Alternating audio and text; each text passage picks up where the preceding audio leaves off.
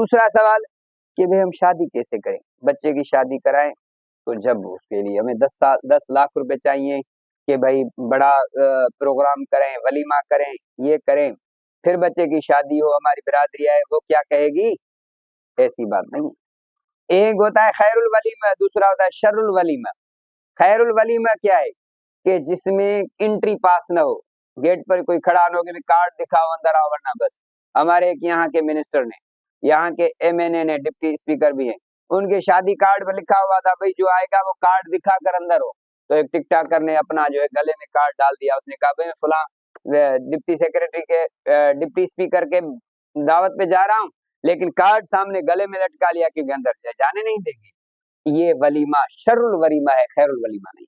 रसूलुल्लाह सल्लल्लाहु अलैहि वसल्लम वलीमे में किसी को मना नहीं थी। हमारे पहले बड़ों की, हमारे बाप दादा की जो शादियां हुई कोई शरारत नहीं थी क्योंकि वो खैरुल वलीमा थे जिसमें मना नहीं थी।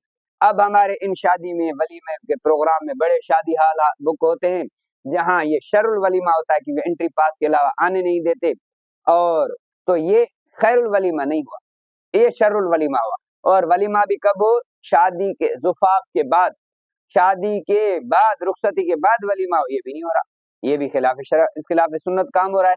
वलीमा होता है शादी के बाद, उसी हाल में निकाह हो रहा है, उसी हाल में ये वलीमे को भी कहते हैं, वलीमा नहीं हुआ। और जिसमें मखसूस लोगों को बुलाया जाए तो ये खैरुल वलीमा नहीं होगा, ये शर्रुल वलीमा होगा। दोस्तों, जब वलीमे में भी शर आ गया तो फिर ये झगड़े नहीं होंगे तो क्या होंगे?